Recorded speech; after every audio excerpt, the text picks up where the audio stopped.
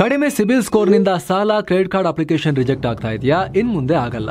SBM Z credit card ಬಳಸಿ ಈಸಿಯಾಗಿ credit score ಅನ್ನ 750 ಗಿಂತ ಜಾಸ್ತಿ ಮಾಡ್ಕೋಬಹುದು. ಇದೊಂದು FD ಆಧಾರಿತ ಕಾರ್ಡ್. UPI ಬಳಸಿ ಕ್ರೆಡಿಟ್ ಕಾರ್ಡ್ ಬ್ಯಾಲೆನ್ಸ್ ಅನ್ನ ಖರ್ಚು ಮಾಡಬಹುದು. FD ಗೆ RBI ಗ್ಯಾರಂಟಿಯೊಂದಿಗೆ 7% ಇಂಟ್ರೆಸ್ಟ್ ಕೂಡ ಸಿಗುತ್ತೆ. 30 ದಿನದಲ್ಲೇ ಕ್ರೆಡಿಟ್ ಸ್ಕೋರ್ ನಲ್ಲಿ ಇಂಪ್ರೂವ್ಮೆಂಟ್ ಕೂಡ ನೋಡಬಹುದು. ಡಿಸ್ಕ್ರಿಪ್ಷನ್ ಹಾಗೂ ಪಿನ್ ಕಾಮೆಂಟ್ ನಲ್ಲಿರೋ ಲಿಂಕ್ ಮೂಲಕ Z ಆಪ್ ಡೌನ್ಲೋಡ್ ಮಾಡಿ.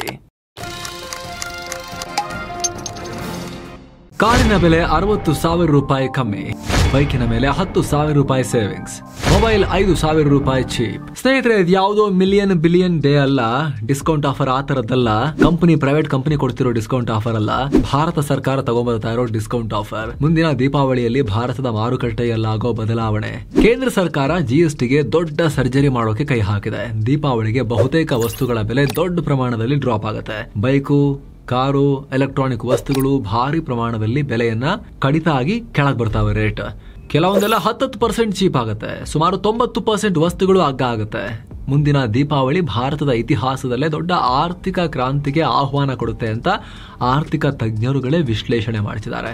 ಹೀಗಾಗಿ ಈ ವರದಿಯಲ್ಲಿ ನಾವು ಕೇಂದ್ರದ ಈ ನಿರ್ಧಾರದಿಂದ ಯಾವ ವಸ್ತುಗಳ ಬೆಲೆ ಎಷ್ಟು ಇಳಿಕೆಯಾಗುತ್ತೆ, ಯಾವ ವಸ್ತುಗಳು ಚೀಪ್ ಆಗಲಿವೆ, ಅದರಲ್ಲೂ ಬೈಕು ಕಾರುಗಳ ಬೆಲೆ ಏನಾಗುತ್ತೆ, ಇದರಿಂದ ದೇಶದ ಆರ್ಥಿಕತೆ ಮೇಲೆ ಏನ್ ಪರಿಣಾಮ, ಸರ್ಕಾರ ದಿಢೀರಂತ ಈ ಪ್ರಮಾಣದಲ್ಲಿ ಬದಲಾವಣೆಗೆ ಕೈ ಹಾಕಿರೋದು ಯಾಕೆ, ಕಂಪ್ಲೀಟ್ ಆಗಿ ನೋಡ್ತಾ ಹೋಗೋಣ. ಕಡೆ ತನಕ ಮಿಸ್ ಮಾಡಿದೆ ನೋಡಿ ಸ್ನೇಹಿತರೆ. GST ಸ್ಲ್ಯಾಬ್ಸ್ ರದ್ದು, ಮೋದಿ ದೊಡ್ಡ ನಿರ್ಧಾರ. ಸ್ನೇಹಿತರೆ, ಕೇವಲ ಬೆಲೆ ಏರಿಕೆಯನ್ನೇ ಕಂಡ ದೇಶದಲ್ಲಿ ಹೀಗೆ ಇದ್ದಕ್ಕಿದ್ದಂತೆ ರೇಟ್ ಮುರ್ಕೊಂಡು ಬೀಳುತ್ತೆ ಅಂತ ಹೇಳ್ತಿರೋದಕ್ಕೆ ಕಾರಣ GST ಬದಲಾವಣೆ. ಕೇಂದ್ರ ಸರ್ಕಾರ ದೊಡ್ಡ ಮಟ್ಟದಲ್ಲಿ GST ಸುಧಾರಣೆಗೆ ಕೈ ಹಾಕಿದೆ. ಕೆಂಪುಕೋಟೆಯ ಸ್ವಾತಂತ್ರ್ಯೋತ್ಸವ ಭಾಷಣದಲ್ಲಿ PM ನರೇಂದ್ರ ಮೋದಿ ಈ ವಿಚಾರವನ್ನ ಬಹಿರಂಗಪಡಿಸಿದ್ರು, ಘೋಷಿಸಿದ್ರು. ಈ ಬಾರಿ ದೀಪಾವಳಿಗೆ ದೇಶದ ಜನತೆಗೆ ಡಬಲ್ ದೀಪಾವಳಿ ಮಾಡ್ತೀನಿ ಅಂತ ಹೇಳಿದ್ರು. ನಾವು ಕೂಡ ಅದರ ಬಗ್ಗೆ ಆವಾಗಲೂ ಮಾಹಿತಿಯನ್ನು ಕೊಟ್ಟಿದ್ವಿ. ಈಗ ಆ ಡಬಲ್ ದೀಪಾವಳಿ ಏನು ಅನ್ನೋದನ್ನ GST ಸಚಿವರ ಸಮಿತಿ ಬಹಿರಂಗಪಡಿಸಿದೆ. ಸದ್ಯ ಇರೋ 4 GST ಸ್ಲ್ಯಾಬ್ಗಳನ್ನು 2ಕ್ಕೆ ಇಳಿಸಲಾಗುತ್ತೆ. 5, 12, 18, 28% ತನಕ GST ಇತ್ತು. ಕೆಲವೊಂದ್ಸಲ 28% ಮೇಲೆ ಎಕ್ಸ್ಟ್ರಾ ಚಾರ್ಜಸ್ ಕೂಡ ಹಾಕಿ ಇನ್ನೂ ಟ್ಯಾಕ್ಸ್ ಜಾಸ್ತಿ ಮಾಡ್ತಾ ಇದ್ರು, ಸೆಸ್ಸು ಸರ್ಚಾರ್ಜು ಅಂತೆಲ್ಲ. ಈಗ ಅದರಲ್ಲಿ 2 ಸ್ಲ್ಯಾಬ್ ತೆಗೆದುಹಾಕಲಾಗುತ್ತೆ. 12 ಮತ್ತು 28 ತೆಗೆದುಹಾಕಲಾಗುತ್ತೆ. ಬರೀ 5 ಮತ್ತು 18 ಸ್ಲ್ಯಾಬ್ಗಳನ್ನು ಮಾತ್ರ ಉಳಿಸ್ಕೊಳ್ಳಲಾಗುತ್ತೆ. ಬಿಹಾರ DCM ಸಾಮ್ರಾಟ್ ಚೌಧರಿ ನೇತೃತ್ವದ GST ಸಚಿವರ ಸಮಿತಿ ಇದನ್ನ ಹೇಳಿದೆ ಕೂಡ, ಈಗ ಅಫಿಷಿಯಲ್ ಆಗಿ ಹೇಳಿದೆ. ನಾವು ಈ ರೀತಿ ಡಿಸೈಡ್ ಮಾಡಿದ್ದೀವಿ, ಇದನ್ನ GST ಕೌನ್ಸಿಲ್ಗೆ ರೆಕಮೆಂಡ್ ಮಾಡ್ತೀವಿ, ಅಲ್ಲಿ ಫೈನಲ್ ಡಿಸಿಷನ್ ಆಗುತ್ತೆ ಅಂತ ಹೇಳಿದ್ದಾರೆ. ಇಷ್ಟು ದಿನ 12% ಬ್ರಾಕೆಟ್ ನಲ್ಲಿದ್ದ ವಸ್ತುಗಳು ಇನ್ಮೇಲೆ 5% ಬ್ರಾಕೆಟ್ಗೆ ಬರಲಿವೆ. ಅದೇ ರೀತಿ 28% ಸ್ಲ್ಯಾಬ್ ನಲ್ಲಿದ್ದ ದುಬಾರಿ ವಸ್ತುಗಳು 18% ಸ್ಲ್ಯಾಬ್ಗೆ ಇಳಿಯಲಿವೆ. ಸುಮಾರು 90% ವಸ್ತುಗಳು 5% ಕ್ಯಾಟಗರಿಗೆ ಬರ್ತವೆ. ಕೇವಲ ತಂಬಾಕು ಮತ್ತು ಕೆಲ ಐಷಾರಾಮಿ ವಸ್ತುಗಳ ಮೇಲಷ್ಟೇ 40% ತೆರಿಗೆ ಹಾಗೆ ಮುಂದುವರಿಯುತ್ತೆ.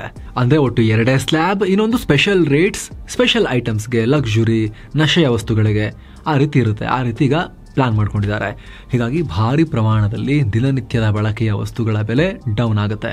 ಹಾಗಿದ್ರೆ ಯಾವ್ಯಾವುದು ಎಷ್ಟೆಷ್ಟಾಗುತ್ತೆ ಅಂತ ನಾವೀಗ ಒಂದು ಕ್ವಿಕ್ ಅಂದಾಜನ್ನ ನೋಡ್ತಾ ಹೋಗೋಣ. ಏನು ಸ್ನೇಹಿತರೆ, ವರದಿಯಲ್ಲಿ ಮುಂದುವರಿಯುವ ಮುನ್ನ 7 science tourism company Puri Jagannatha ಯಾತ್ರೆಯ ಇನ್ನೊಂದು ಟ್ರಿಪ್ ಆಯೋಜನೆ ಮಾಡಿದೆ. 3 ನೈಟ್ 4 ಡೇ ಟ್ರಿಪ್ ಇದು. ಪುರಿ ಜಗನ್ನಾಥ, ಕೋನಾರ್ಕ, ಬಿರಾಜದೇವಿ ಶಕ್ತಿಪೀಠ, ಭುವನೇಶ್ವರ್, ಧೌಲಿ, ಉದಯಗಿರಿ ಮತ್ತು ಸ್ಕಂದಗಿರಿ, ಕಟಕ್ ಇಲ್ಲೆಲ್ಲ ಹೋಗೋದಿರುತ್ತೆ. ಆಫರ್ ಪ್ರೈಸ್ ಕೇವಲ 29,700 ರೂಪಾಯಿ ಮಾತ್ರ. ಈ ಪ್ಯಾಕೇಜ್ ಅಲ್ಲಿ flight tickets, 3 star hotel stay, 3 ಹೊತ್ತು ಊಟ, AC ಟ್ರಾನ್ಸ್ಪೋರ್ಟ್ ವ್ಯವಸ್ಥೆ, 24/7 ಕನ್ನಡ ಟೂರ್ ಮ್ಯಾನೇಜರ್ ಸೌಲಭ್ಯ ಎಲ್ಲವೂ ಇರುತ್ತೆ. ಹಿರಿಯ ನಾಗರಿಕರಿಗೆ ವಿಶೇಷ ಕೇರ್ ಇರುತ್ತೆ. ಹೊರಡೋ ದಿನ ಸೆಪ್ಟೆಂಬರ್ 22, 2025. ಕೆಲವೇ ಸೀಟುಗಳು ಲಭ್ಯ. ಆಸಕ್ತರು ಈ ನಂಬರ್ಗೆ ಕಾಲ್ ಮಾಡಿ ನಿಮ್ಮ ಸೀಟನ್ನು ಕೂಡ ಬುಕ್ ಮಾಡಿ. ಬನ್ನಿ ಈಗ ವರದಿಯಲ್ಲಿ ಮುಂದುವರಿಯೋಣ. ಕಾರು, ಬೈಕ್ 10% ಅಗ್ಗ. ಈ GST ರಿಫಾರ್ಮ್ನ ದೊಡ್ಡ ಫಲಾನುಭವಿ ಆಟೋಮೊಬೈಲ್ ಕ್ಷೇತ್ರ ಹಾಗೂ ವಾಹನ ಖರೀದಿದಾರರು. ಯಾಕಂದ್ರೆ ಭಾರತದಲ್ಲಿ ಎಲ್ಲ ರೀತಿಯ ಇಂಟರ್ನಲ್ ಕಂಬಷನ್ ಇಂಜಿನ್ ICE ವಾಹನಗಳು 28% GST ವ್ಯಾಪ್ತಿಗೆ ಬರ್ತಾ ಇದ್ವು. ಪ್ಯಾಸೆಂಜರ್ ವೆಹಿಕಲ್, ದ್ವಿಚಕ್ರ ವಾಹನ, ವಾಣಿಜ್ಯ ವಾಹನ ಎಲ್ಲದಕ್ಕೂ 28% GST ಹಾಕಿ ಒದ್ದಾಡಿಸ್ಬಿಡ್ತಾ ಇದ್ರು ವಾಹನ ಖರೀದಿದಾರರನ್ನ. ಸಾಲದು ಅಂತ 22% ವರೆಗೆ ಕಾಂಪನ್ಸೇಷನ್ ಸೆಸ್ ಹೆಸರಲ್ಲಿ ಎಕ್ಸ್ಟ್ರಾ ತೆರಿಗೆ ಹಾಕ್ತಾ ಇದ್ರು. ಕೇವಲ ಎಲೆಕ್ಟ್ರಿಕ್, ಹೈಡ್ರೋಜನ್ ವಾಹನಗಳಿಗಷ್ಟೇ 5-12% ಕಮ್ಮಿ ತೆರಿಗೆ ಇತ್ತು. ಆದ್ರೆ ಈಗ GST ಸುಧಾರಣೆ ನಿರ್ಧಾರದಿಂದ ಬಹುತೇಕ ಎಲ್ಲ ವಾಹನಗಳು 18% GST ಬ್ರಾಕೆಟ್ನ ಒಳಗೆ ಬರಲಿವೆ. 10% ಮಿನಿಮಮ್ ಪ್ರೈಸ್ ಡ್ರಾಪ್. ಅದರ ಪರಿಣಾಮ ಕಾರುಗಳ ಬೆಲೆ ಭಾರಿ ಇಳಿಕೆಯಾಗುತ್ತೆ. ವರದಿ ಪ್ರಕಾರ ಸುಮಾರು 8% ಕಮ್ಮಿ ಆಗ್ಬೋದು. ವ್ಯಾಗನಾರ್ 9%, ಬೊಲೆರೋ 10%, XUV 700 7%, ಬ್ರೆಜಾ ಮತ್ತು ಕ್ರೆಟಾ 3% ಡೌನ್ ಆಗಬಹುದು. ಆಟೋಮೊಬೈಲ್ ತಜ್ಞರ ಪ್ರಕಾರ ಎಂಟ್ರಿ ಲೆವೆಲ್ ಕಾರುಗಳ ಬೆಲೆ 36,000 ರೂಪಾಯಿಗಳಷ್ಟು ಡೌನ್ ಆಗುತ್ತೆ. ಅದೇ ರೀತಿ ಟಾಪ್ ಸೆಲ್ಲಿಂಗ್ ಬೈಕ್ಗಳ ಬೆಲೆ ಸುಮಾರು 6,200 ರೂಪಾಯಿನಷ್ಟು ಇಳಿಕೆಯಾಗುತ್ತೆ. ಇದೇ ವೇಳೆ ಐಷಾರಾಮಿ ಕಾರುಗಳಿಗೆ ಕೋಟ್ಯಾಂತರ ರೂಪಾಯಿ ಬೆಲೆ ಬಾಳೋ ಕಾರುಗಳು ಯಾವುದು, ಎಷ್ಟು ಪ್ರೈಸ್ಗಿಂತ ಮೇಲಿದ್ರೆ ಅದಿನ್ನೂ ಸ್ಪಷ್ಟ ಇಲ್ಲ. ಬಟ್ ಲಕ್ಸುರಿ ಕಾರ್ಗಳಿಗೆ 40% ಟ್ಯಾಕ್ಸ್ ಇರುತ್ತೆ. ಕಾಂಪನ್ಸೇಷನ್ ಸೆಸ್ ಬದಲು ಆಗಲೇ ಹೇಳಿದ ಹಾಗೆ ಈ ಲಕ್ಸುರಿ ಮತ್ತು ಸಿನ್ ಗೂಡ್ಸ್, ನಶೆಯ ವಸ್ತುಗಳು ಅಂಥವುಗಳಿಗೆಲ್ಲ ವಿಶೇಷ ಸ್ಪೆಷಲ್ ರೇಟ್ ಇರುತ್ತೆ. GSTದು 40% ಅನ್ವಯ ಆಗುತ್ತೆ. ಹೀಗಾಗಿ ಪ್ರೈಸ್ ಸೆನ್ಸಿಟಿವ್ ಆಗಿರೋ ಭಾರತದಲ್ಲಿ, ಅಂದರೆ ರೇಟ್ ವಿಚಾರದಲ್ಲಿ ತುಂಬ ತಲೆಕೆಡಿಸ್ಕೊಳ್ಳೋ ಭಾರತದಲ್ಲಿ ಆಟೋಮೊಬೈಲ್ ಕ್ಷೇತ್ರಕ್ಕೆ ಇದು ಭಾರಿ ದೊಡ್ಡ ಬೂಸ್ಟ್ ಕೊಡ್ಬೋದು. ಆಟೋಮೊಬೈಲ್ ಕ್ಷೇತ್ರ ನಾನಾ ಕಾರಣಗಳಿಂದ ಬರೀ ಪೆಟ್ಟೆ ತಿಂತಾ ಇತ್ತು. SIAM ಡೇಟಾ ಪ್ರಕಾರ 2025ರಲ್ಲಿ ಸಣ್ಣ ಕಾರುಗಳ ಮಾರಾಟ ಕಳೆದ ವರ್ಷಕ್ಕಿಂತ 11.58% ಡೌನ್ ಆಗಿತ್ತು. ಆದರೆ GST ಬದಲಾವಣೆಯಿಂದ ಈಗ ಭರ್ಜರಿ ಡಿಮಾಂಡ್ ಸೃಷ್ಟಿಯಾಗುತ್ತೆ. ಆದರೆ ಗಮನಕ್ಕಿರಲಿ, ಸಣ್ಣ ಕಾರುಗಳಿಗೆ ಸೃಷ್ಟಿಯಾಗುತ್ತೆ ಅಂತಲ್ಲ, ಮಿಡ್ ಮತ್ತು ಅಪ್ಪರ್ ಸೆಗ್ಮೆಂಟ್ನ ಕಾರುಗಳಿಗೇ ಸೃಷ್ಟಿಯಾಗ್ಬೋದು. ಯಾಕಂದರೆ ಎಷ್ಟೋ ಜನ ಮುಂಚೆ ಕಾರ್ ಖರೀದಿ ಮಾಡ್ತಿದ್ದವರು ಸಣ್ಣ ಕಾರ್ ತಗೊಳ್ತಾ ಇದ್ರು. ಈಗ ಸಣ್ಣ ಕಾರ್ ಫ್ಯಾಷನಲ್ಲಿಲ್ಲ ಅಂಥೇಳಿ ಎತ್ತರದಲ್ಲಿ ಕೂರಬೇಕು, ಇಲ್ಲ ಸ್ಪೋರ್ಟ್ಸ್ ಕಾರ್ ಥರ ಇರಬೇಕು ಅಂಥೇಳಿ ಎಲ್ಲರೂ ಕೂಡ 10, 11, 12, 13 ಈ ಥರದ್ದು ಅಷ್ಟು ಲಕ್ಷ, ಅಂದರೆ 10ರಿಂದ 15 ಲಕ್ಷ ವ್ಯಾಪ್ತಿಯ ಕಾರುಗಳನ್ನೇ ಸಿಕ್ಕಾಪಟ್ಟೆ ಬೈ ಮಾಡ್ತಿರೋದು. ಸೊ ಕಾರ್ಗಳ ಖರೀದಿ ಆಗ್ತಿದೆ, ಬಟ್ ಈ ಸೆಗ್ಮೆಂಟಲ್ಲಿ ಖರೀದಿ ಆಗ್ತಿದೆ. ಚಿಕ್ಕ ಕಾರುಗಳನ್ನು ಜನ ಅಷ್ಟು ಮೂಸ್ತಾ ಇಲ್ಲ. ಆದರೆ ಈಗ ದೊಡ್ಡ ಪ್ರಮಾಣದಲ್ಲಿ ಟ್ಯಾಕ್ಸ್ ಕಮ್ಮಿ ಆಗೋದ್ರಿಂದ ಯಾರಾದರೂ ನಂಗೆ ಚಿಕ್ಕ ಕಾರ್ ಸಾಕು ಅನ್ನೋರಿಗೆ ಅವ್ರಿಗೂ ಕೂಡ ಕಮ್ಮಿಗೆ ಸಿಗುತ್ತೆ. ಜೊತೆಗೆ B ಸೆಗ್ಮೆಂಟ್ನ ಕಾರುಗಳ ರೇಟ್ ಕೂಡ ಕಮ್ಮಿ ಆಗೋದ್ರಿಂದ ಅಲ್ಲಿ ಅವ್ರಿಗೆ ಇನ್ನೂ ಅನುಕೂಲ ಆಗುತ್ತೆ. ಚಿಕ್ಕ ಪುಟ್ಟ SUVಗಳನ್ನೆಲ್ಲ ತಗೊಳ್ಳೋರಿಗೆ ಅಥವಾ B ಸೆಗ್ಮೆಂಟ್ನ ಹ್ಯಾಚ್ಬ್ಯಾಕ್ ಅಥವಾ ಸಿಡಾನ್ಗಳನ್ನು ಖರೀದಿ ಮಾಡೋರಿಗೆ. ಜಾಗತಿಕ ಸಂಸ್ಥೆ ನೊಮುರಾ ಪ್ರಕಾರ ತೆರಿಗೆ ಇಳಿಸೋದ್ರಿಂದ ಆಟೋಮೊಬೈಲ್ ಕ್ಷೇತ್ರ 1 ಅಥವಾ 1.5ರಷ್ಟು ಮಲ್ಟಿಪ್ಲೈಯರ್ ಎಫೆಕ್ಟ್ ಅನ್ನು ತೋರಿಸುತ್ತೆ. ಇದರಿಂದ ವಾಹನಗಳ ಡಿಮಾಂಡ್ 5ರಿಂದ 10% ಏರಿಕೆಯಾಗಬಹುದು ಅಂತ ಹೇಳಿದೆ. ಆಟೋಮೊಬೈಲ್ಗಳ ಮಾರ್ಜಿನ್ ಕೂಡ 10ರಿಂದ 15% ಇಂಪ್ರೂವ್ ಆಗ್ಬೋದು. ಮಾರುತಿ ಸುಜುಕಿ, ಹಂಡೆ, ಟಾಟಾ ಮೋಟಾರ್ಸ್ಗೆ ಭಾರಿ ಬೆನಿಫಿಟ್ ಆಗುತ್ತೆ. ಯಾಕಂದ್ರೆ ಇವರೆಲ್ಲರೂ ಕೂಡ ಭಾರತದಲ್ಲಿ ಬಡವರು ಮತ್ತು ಮಧ್ಯಮ ವರ್ಗ ಖರೀದಿ ಮಾಡೋ ಕಾರ್ಗಳನ್ನ ಮಾರ್ತಾರೆ. ಅದರಲ್ಲೂ ಮಾರುತಿ ಸುಜುಕಿ ಅಂತೂ 68% ಇಂಥ ಕಾರುಗಳನ್ನೇ ಹೊಂದಿದೆ. ಮಹೀಂದ್ರ 52% ಇಂಥ ಕಾರುಗಳನ್ನೇ ಹೊಂದಿದೆ. ಅದೇ ರೀತಿ ದ್ವಿಚಕ್ರ ವಾಹನ ಕ್ಯಾಟಗರಿಯಲ್ಲಿ ಹೀರೋ, ಹೋಂಡಾ, TVS, ಬಜಾಜ್ಗೆ ಭರ್ಜರಿ ಲಾಭ ಆಗುತ್ತೆ. ಸೊ ದೇಸಿ ಕಂಪನಿಗಳಿಗೆ ಹೆಚ್ಚು ಅಡ್ವಾಂಟೇಜ್ ಆಗುತ್ತೆ. ದ್ವಿಚಕ್ರ ವಾಹನಕ್ಕಿಂತ 4 ವೀಲರ್ ಕ್ಷೇತ್ರಕ್ಕೆ ಹೆಚ್ಚು ಲಾಭ ಆಗುತ್ತೆ ಅಂತ ಹೇಳಲಾಗ್ತಿದೆ. ಯಾಕಂದ್ರೆ ಇತ್ತೀಚಿನ ABS ಡಬಲ್ ಹೆಲ್ಮೆಟ್ ಕಡ್ಡಾಯ ನಿಯಮದಿಂದ 3ರಿಂದ 4,000 ರೂಪಾಯಿ GST ಬೆನಿಫಿಟ್ ಅಲ್ಲೇ ಹೋಗುತ್ತೆ. ಎಲ್ಲಿ? 2 ವೀಲರ್ನಲ್ಲಿ. ಆದರೆ ಈಗ ಆಲ್ರೆಡಿ ABS ಕಡ್ಡಾಯ ಮಾಡ್ಕೊಂಡಿರೋ ರಾಯಲ್ ಎನ್ಫೀಲ್ಡ್ಗೆ ಆಲ್ರೆಡಿ ನಾವು ಕೊಡ್ತಾ ಇದ್ದೀವಿ, ನಮಗೇನು ವ್ಯತ್ಯಾಸ ಆಗಲ್ಲ ಅಂತ ಅವ್ರು ಹೇಳ್ಬೋದು, ಎನ್ಫೀಲ್ಡ್ ಗಾಡಿಗಳು. ಬಟ್ ಸರ್ಕಾರಕ್ಕೆ ಇದರಿಂದ ಏನು ಪರಿಣಾಮ ಆಗುತ್ತೆ? GST ಸಂಗ್ರಹದಲ್ಲಿ ಸುಮಾರು 74,000 ಕೋಟಿ ರೂಪಾಯಿ ಇವಾಗಿನ ಲೆಕ್ಕದಲ್ಲಿ ಕಮ್ಮಿ ಆಗ್ಬೋದು. ಆದರೆ 10% ಡಿಮಾಂಡ್ ಕೂಡ ಏರಿಕೆ ಆಗೋದ್ರಿಂದ ಇಮ್ಮಿಡಿಯೇಟ್ಲಿ ಆ ಲಾಸ್ನ ಪ್ರಮಾಣ 24-25 ಸಾವಿರ ಕೋಟಿಯಿಂದ 50-54 ಸಾವಿರ ಕೋಟಿ ಇಳಿಯುತ್ತೆ. ಹಾಗೆ ಡಿಮಾಂಡ್ ಜಾಸ್ತಿ ಆಗ್ತಾ ಹೋದರೆ, ಕನ್ಸಂಪ್ಷನ್ ಪಿಕಪ್ ಆದರೆ ಫ್ಯೂಚರ್ನಲ್ಲಿ 1-2 ವರ್ಷಗಳ ಒಳಗೆ ಇನ್ನೂ ಜಾಸ್ತಿನೇ ಟ್ಯಾಕ್ಸ್ ಬಾಯನ್ಸಿ ಆಗುತ್ತೆ.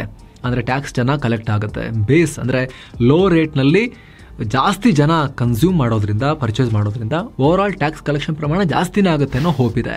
ಮೊಬೈಲ್ ಕೂಡ ಚೀಪ್. ಸದ್ಯ ಮೊಬೈಲ್ ಫೋನ್ಗಳಿಗೆ 18% GST ಇದೆ. ಮೊಬೈಲ್ ತಯಾರಕ ಕಂಪನಿಗಳು ಹಿಂದಿನಿಂದಲೂ ಇದು ರಿಗ್ರೆಸಿವ್ ಅಂತ ಟೀಕಿಸ್ತಾ ಇದ್ರು.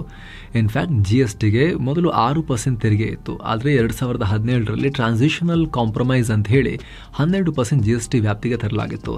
ಇದು ತಾತ್ಕಾಲಿಕ ಅಂತಿತ್ತು. ಹೀಗಾಗಿ ಮುಂದಿನ ದಿನಗಳಲ್ಲಿ 5% GSTಗೆ ಇಳಿಸಬಹುದು ಅನ್ನೋ ನಿರೀಕ್ಷೆಯನ್ನು ಇಟ್ಕೊಂಡಿದ್ರು. ಆದರೆ ಸರ್ಕಾರ ಗಾಯಕ್ಕೆ ಉಪ್ಪು ಸುರಿಯೋ ಹಾಗೆ 2020ರಲ್ಲಿ ಮೊಬೈಲ್ ಫೋನ್ಗಳನ್ನು 18%ಗೆ ದುಡ್ತು. ಆದರೆ ಇದರಿಂದ ದಿಢೀರಂತ ಮೊಬೈಲ್ಗಳ ಮಾರಾಟ ಡೌನ್ ಆಯಿತು. 2019ರಲ್ಲಿ 30 ಕೋಟಿ ಮೊಬೈಲ್ ಫೋನ್ಗಳು ಸೇಲ್ ಆಗ್ತಿದ್ರೆ 2020ರಲ್ಲಿ ಬರೀ 22 ಕೋಟಿ ಮೊಬೈಲ್ ಫೋನ್ಗಳು ಸೇಲ್ ಆಗಿದ್ವು. ಮೊಬೈಲ್ ಕಾಸ್ಟ್ಲಿ ಆಗಿದ್ದಕ್ಕೆ ಖರೀದಿ ಮಾಡೋರ ಸಂಖ್ಯೆ ಕೂಡ ಡೌನ್ ಆಯಿತು. ಜೊತೆಗೆ ಒಂದ್ಸಲಿ ಎಲ್ಲ ಸ್ಮಾರ್ಟ್ಫೋನ್ ಭಾರತೀಯರು ಬೇಸಿಕ್ಕಿಂತ ಸ್ಮಾರ್ಟ್ಫೋನಿಗೆ ಮೂವ್ ಆದಮೇಲೆ ಮತ್ತೆ ಹೊಸ ಫೋನ್ಗಳನ್ನು ತಗೊಳ್ಳೋ ಪ್ರಮಾಣ ಸ್ವಲ್ಪ ಕಮ್ಮಿ ಆಗುತ್ತೆ. ಮೊದಲಿನಷ್ಟೇ ಇರಲ್ಲ. ಯಾಕಂದರೆ ರಿಪ್ಲೇಸ್ಮೆಂಟಿಗೆ ಬರಬೇಕು, ತಗೊಂಡಿರೋ ಫೋನ್ ಹಳೇದಾಗಬೇಕು ಅಥವಾ ಒಡೆದು ಹೋಗಬೇಕು, ಆ ಥರ ಏನಾರು ಆಗಬೇಕಲ್ಲ, ಅದೊಂದು ಪಾಯಿಂಟ್ ಇದೆ. ಬಟ್ ಡ್ರಾಸ್ಟಿಕಲಿ ಡೌನ್ ಆಗಿತ್ತು, 22 ಕೋಟಿಗೆ ಇಳಿದ್ಬಿಟ್ಟಿತ್ತು. ಹೀಗಾಗಿ 18% ಸ್ಲ್ಯಾಬ್ನಲ್ಲಿ ಸರ್ವಿಸ್ ಸೆಕ್ಟರ್ ಎಲ್ಲ ಬರುತ್ತಲ್ಲ, ಅವ್ರದ್ದೇನು ಬದಲಾವಣೆ ಮಾಡಿಲ್ಲ ಅಂದರೂ ಕೂಡ ಮೊಬೈಲ್ ಫೋನ್ಗಳನ್ನು 5%ಗೆ ಎಳೆಯೋದು ಕೆಳಗಡೆ ಅಂತ ಹೇಳಲಾಗ್ತಿದೆ. ಮೊಬೈಲ್ ತಯಾರಕ ಕಂಪನಿಗಳು ಕೂಡ ಇದೇ ಆಗ್ರಹ ಮಾಡ್ತಿವೆ. ಅದರಲ್ಲೂ ಇವತ್ತು ಭಾರತದಲ್ಲಿ ಮಾರಾಟ ಆಗೋ 99.5% ಸ್ಮಾರ್ಟ್ಫೋನ್ಗಳು ಭಾರತದಲ್ಲೇ ಮ್ಯಾನುಫ್ಯಾಕ್ಚರ್ ಆಗ್ತಿವೆ. ಹೀಗಾಗಿ 5%ಗೆ ಇಳಿಸಿದ್ರೆ ದೇಶದ ಎಲೆಕ್ಟ್ರಾನಿಕ್ಸ್ ಉತ್ಪಾದನೆಗೆ ಭಾರಿ ದೊಡ್ಡ ಬೂಸ್ಟ್ ಸಿಗುತ್ತೆ. ಹಾಗೇನಾದರೂ ಆದರೆ ಸ್ನೇಹಿತರೆ ಮೊಬೈಲ್ ಫೋನ್ಗಳ ಬೆಲೆ ದೊಡ್ಡ ಪ್ರಮಾಣದಲ್ಲಿ ಇಳಿಕೆಯಾಗುತ್ತೆ. ಸದ್ಯ 30,000 ರೂಪಾಯಿ ಮೊಬೈಲ್ ಇದ್ದರೆ ಅದರಲ್ಲಿ 5,000 ರೂಪಾಯಿ ಕೇವಲ GST ಇರುತ್ತೆ. ಹೀಗಾಗಿ 5%ಗೆ ಇಳಿಸಿದ್ರೆ ಸುಮಾರು 3,000 ರಿಂದ 4,000 ರೂಪಾಯಿ ಸೇವ್ ಆಗುತ್ತೆ. 30,000ದ ಮೇಲಿನ ಹೈ ಎಂಡ್ ಫೋನ್ಗಳಾದರೆ 5,000 ರಿಂದ 6,000 ರೂಪಾಯಿ ಉಳಿತಾಯ ಆಗುತ್ತೆ. ಲ್ಯಾಪ್ಟಾಪ್ಗಳು ಇಂದಿನ ವಿದ್ಯಾರ್ಥಿಗಳಿಗೆ ಅಗತ್ಯವಾಗಿರೋದ್ರಿಂದ ಹಾಗೂ ಇಂದಿನ ಡಿಜಿಟಲ್ ಯುಗದಲ್ಲಿ ಅವುಗಳ ಅವಶ್ಯಕತೆ ತುಂಬ ಹೆಚ್ಚಿರೋದ್ರಿಂದ ಅವುಗಳನ್ನು 5% ತೆರಿಗೆ ವ್ಯಾಪ್ತಿಗೆ ತರಬಹುದು ಅಂತಲೂ ಹೇಳಲಾಗ್ತಿದೆ. ಅತ್ತ ಟಿವಿ, ಫ್ರಿಡ್ಜ್, AC ಅಂತ ಗೃಹೋಪಯೋಗಿ ವಸ್ತುಗಳು ಕೂಡ ಸದ್ಯ 28% ಸ್ಲ್ಯಾಬ್ನಲ್ಲಿವೆ. ರೂಲ್ಸ್ ಪ್ರಕಾರ ಈಗ ಇವುಗಳು 18% ಸ್ಲ್ಯಾಬ್ಗೆ ಬರಬೇಕು. ಹೀಗಾಗಿ ಟಿವಿ, ಫ್ರಿಡ್ಜ್ಗಳ ಬೆಲೆ ಕೂಡ 4,000 ರಿಂದ 5,000 ರೂಪಾಯಿ ಡೌನ್ ಆಗ್ಬೋದು. ಸುಮಾರು 8% ಉಳಿತಾಯ ಆಗ್ಬೋದು. ಮನೆ ಕಟ್ಟೋರಿಗೆ ಶುಭ ಯೋಗ.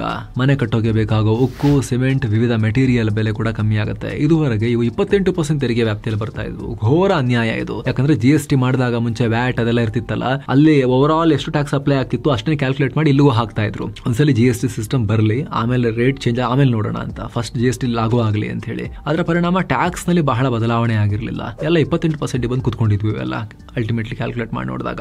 ಆದ್ರೆ ಈಗ GST 2.0 ನಲ್ಲಿ ಇದೆಲ್ಲ ಬದಲಾವಣೆ ಮಾಡಲಾಗ್ತಿದೆ. ಇವುಗಳನ್ನ 28% ನಿಂದ 18%ಗೆ ಇಳಿಸೋ ಲೆಕ್ಕಾಚಾರ ಇದೆ. ಹಂಗ್ ಮಾಡಿದ್ರೆ ಕನ್ಸ್ಟ್ರಕ್ಷನ್ ಕೂಡ ದೊಡ್ಡ ಪ್ರಮಾಣದಲ್ಲಿ ಅಗ್ಗ ಆಗುತ್ತೆ, ಚೀಪ್ ಆಗುತ್ತೆ. ಸದ್ಯಕ್ಕೆ ಮನೆ ಕಟ್ಟೋದು ದುಬಾರಿ ಕೆಲಸ ಆಗಿದೆ. ಸ್ಟೀಲ್, ಸಿಮೆಂಟ್ ಬೆಲೆ ವಿಪರೀತ ಏರಿಕೆಯಾಗಿದೆ. TMT ಕಂಬಿಗಳು ಪ್ರತಿ ಟನ್ಗೆ 60,000 ರಿಂದ 72,000 ರೂಪಾಯಿ. ಆದ್ರೆ 18%ಗೆ ಇಳಿಸಿದ್ರೆ 55,000 ರಿಂದ 60,000 ಆಗ್ಬೋದು. ಅಂದ್ರೆ ಪ್ರತಿ ಟನ್ಗೆ 5,000 ರಿಂದ 6,000 ರೂಪಾಯಿ ಸೇವ್ ಆಗುತ್ತೆ. ಅದೇ ರೀತಿ ಸಿಮೆಂಟ್ ಕೂಡ 50 kgಯ ಒಂದು ಚೀಲಕ್ಕೆ 29 ರಿಂದ 33 ರೂಪಾಯಿ ಚೀಪ್ ಆಗ್ಬೋದು. ಪರಿಣಾಮ ಒಟ್ಟಾರೆ ಕಟ್ಟಡ ನಿರ್ಮಾಣದ ಖರ್ಚು ಕೂಡ ದೊಡ್ಡ ಪ್ರಮಾಣದಲ್ಲಿ ಡೌನ್ ಆಗುತ್ತೆ. ಅತ್ತ ಔಷಧ, ಸಂಸ್ಕರಿಸಿದ ಆಹಾರ, ಬಟ್ಟೆ, ಪಾದರಕ್ಷೆ ಕೂಡ 5% ಸ್ಲ್ಯಾಬ್ಗೆ ಚೇಂಜ್ ಆಗೋ ನಿರೀಕ್ಷೆ ಇದೆ. ಇಲ್ಲೂ ಕೂಡ ಪ್ರತಿ ಐಟಮ್ಗೆ 500 ರಿಂದ 1,000 ರೂಪಾಯಿವರೆಗೆ ಉಳಿತಾಯ ಆಗಬಹುದು. ಇದಕ್ಕೆ ಸಂಬಂಧಪಟ್ಟಂತೆ ನಿಮಗೆ ಏನನ್ಸುತ್ತೆ ಕಾಮೆಂಟ್ ಮಾಡಿ ತಿಳಿಸಿ. ಮತ್ತೆ ಭೇಟಿ ಆಗ್ತಿರೋಣ ಸ್ನೇಹಿತರೆ. ನಮಸ್ತೆ.